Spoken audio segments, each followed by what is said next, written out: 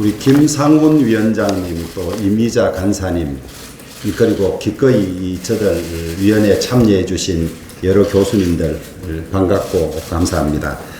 우리나라는 짧은 기간 동안에 압축적으로 경제 성장을 해왔습니다만은 그 못지않게 사회보장제도도 상당히 많은 발전을 이루겠다고 생각을 합니다.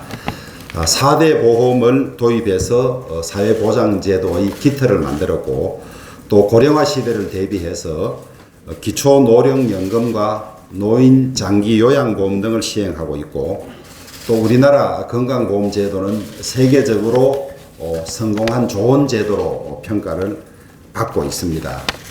하지만 이런 여러 제도에도 불구하고 많은 사각지대가 있고 또 돌보지 못하는 지역이 많이 있습니다. 빈부격차, 실업 문제, 노인 빈곤, 또 건강 문제 등 여전히 해결해야 될 과제들이 산적해 있습니다. 특히 코로나19 팬데믹으로 전 세계가 비상 상황과 다름이 없습니다만 그 중에서도 가장 피해를 받는 계층이 취약 계층인 청년, 여성, 노인 등 사회적 약자입니다. 이들을 위해서 시적절한 복지 정책을 마련하는 것도 필요하지만은 경제 성장을 통해서 이들이 당당한 경제 주체로 활동할 수 있는 환경을 만드는 것이 가장 중요하다고 생각합니다. 우리나라가 지금 경제 위기를 극복하고 제2의 도약을 이룩하기 위해서는 사회보장제도와 함께 고용 유연성이나 노동 환경 개선도 함께 논의되어야 한다고 생각합니다. 어느 한쪽의 희생을 강요하는 것이 아니라 노사가 상생하는 가운데 기업하기 좋은 환경을 만들어가는 것이 중요하다고 생각합니다. 전 국민 고용보험 도입이 논의되고 있습니다.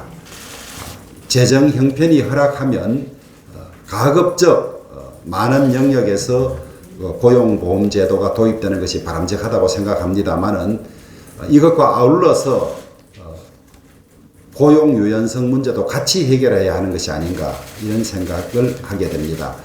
5월 28일 청와대에서 대통령과 회동했을 때 제가 전 국민 고용보험제가 실시되든지 확대되면 고용 유연성 문제도 반드시 함께 논의되어야 한다고 말씀을 드렸고, 회담 이후에 나와서 대통령도 동의했다고 말씀을 드렸더니 청와대에서 즉시 고용 유연성 문제에 관해서는 동의한 바가 없다.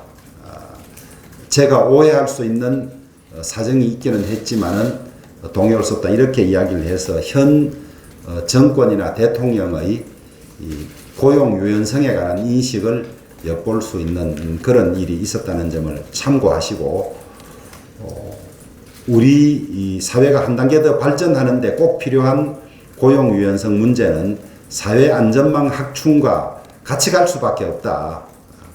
그리고 사회 안전망을 확충하는 기회에 이 고용 유연성 문제를 해결하지 못하면 이것을 해결할 계기나 지렛대가 없다는 점도 충분히 인식을 하시고 좋은 제도, 좋은 틀을 만들어 주실 것을 간곡히 부탁드립니다. 다시 한번 바쁘신데도 참여해 주신 우리 교수님들 특별히 감사드리고, 또 이번뿐만 아니라 꾸준히 저희들 특위라든지 저희들 정책위에 도움을 주시고 자문해 주셔서 감사하다는 말씀을 드립니다. 고맙습니다. 안전망, 그리고 고용유연성 이런 것들이 요즘에 화두가 된 것 같습니다. 제4차 산업혁명이 진행되면서 빠르게 진행되면서 경제 질서가 재편되고 있고, 또 세계 경기가 침체되고 더군다나 코로나19가 거기에 덮쳐지면서 빈부격차가 커지고 있습니다. 이러면서 사회 안전망이 대두되고 있는 실정입니다.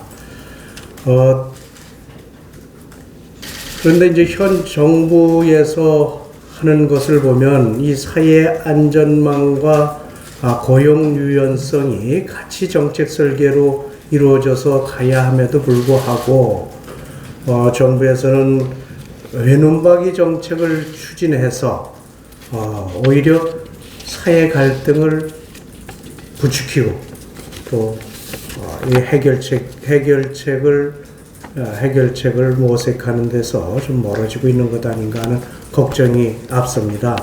전 국민 고용보험을 추진한다든지 또는 ILO 노동협약을 비준하도록 이렇게 추진하는 이런 것들이 사회적 합의가 선행돼야 됨에도 이런 것들이 이루어지지 않은 가운데 정부에서 독단적으로 이렇게 추진하고 있습니다.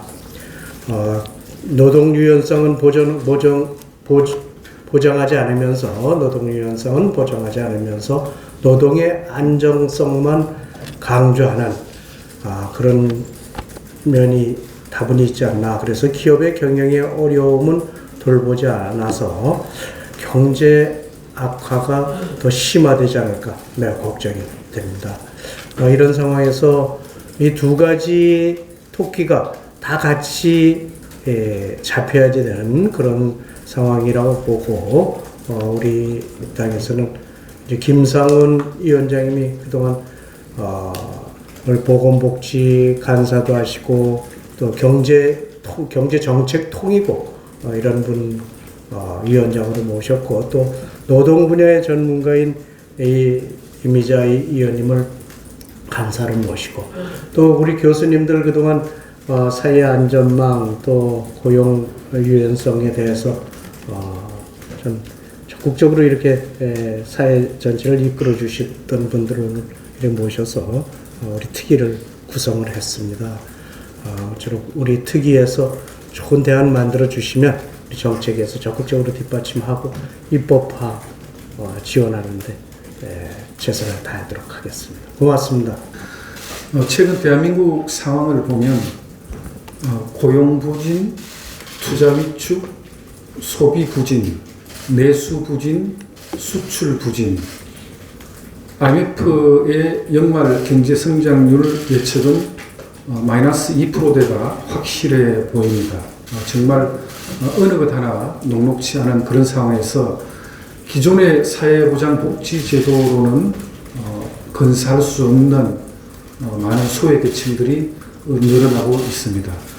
정부가 국채를 발행해서 빚을 내서 지원한 4인 가구 기준 100만 원의 긴급 생계 지원 자금은 아마 그 지속 효과가 3주에서 한 7주 정도 되는 것 같습니다.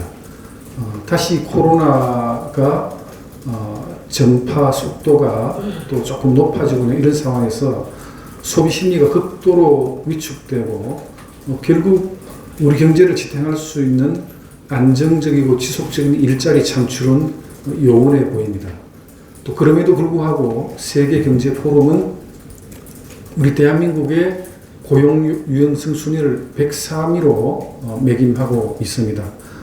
고용 안정성을 강조하다 보니까 청년들을 위한 취업 시장이 꽁꽁 얼어붙고 있습니다. 적절한 수준의 고용 유연성 강화가 절실한 이 시점에서 우리 정권이 청년들의 취업 기회를 보장하고 경제를 살리고 기업들의 투자액을 고취할 수 있는 고용 유연성 수준은 무엇인지 우리가 이 특위를 통해서 7분의 전문가분과 또 6분의 이 분야에 식견을 가지신 우리 의원님들께서 대안을 마련하고 또 입법적으로 제도적 안전장치를 마련할 수 있는 그런 활동을 해나가도록 하겠습니다. 열심히 발품을 팔면서 성과를 내놓겠다는 다짐의 말씀을 드리겠습니다. 감사합니다. 문재인 정부는 국민취업지원제도와 전국민 고용보험으로 사회 안정망 확대 정책을 강행하려고 하고 있습니다. 사회 안전망 확대의 필요성은 여야 가릴 것이 없지만은 재원 문제는 물론 수급 형평성 문제 등 다양한 측면에 고려가 없다면 정책의 효과를 기대하기 어려울 것입니다. 무엇보다도 사회 안전망과 함께 논의되어야 할 것은 고용 유연성입니다. 문재인 정부는 사회 안정망 확대를 위한 폭주를 이어가고 있을 뿐 유연성에 대한 이야기는 없습니다. 청와대는 고용 유연성을 강화하는 것은 위기를 극복하는 것이 아니라 더 위기로 몰아가는 것이라며 문재인 대통령은 이에 동의하지 않는다고 합니다. 지금 이 코로나19 위기에서 새로운 노동의 기준을 만들어야 할 적기입니다. 노동 유연성과 사회 안전망이 결합한 유연 안정성을 기반으로 한 노동시장의 변화를 시도할 때입니다. 그래야 리쇼링을 넘어 청년, 중장년 일자리도 자연스럽게 해소될 것인데 누구나 아는 이러한 사실에 정부는 길을 막고 있습니다. 최근 민주노총이 원포인트 사회적 대화에 참여하고 있다가 최종 합의서에 서명도 하지 못하고 무산되어 버렸으니 민주노총의 눈치만을 살피는 정부는 아무것도 하지 못하고 있는 것입니다. 오늘 특위 활동을 시작으로 노동시장에 활력을 불어넣을 수 있는 의제를 선정하고 이를 개선하고 강화하기 위한 활동으로 변화하는 노동시장이 될 수 있도록 할 것입니다.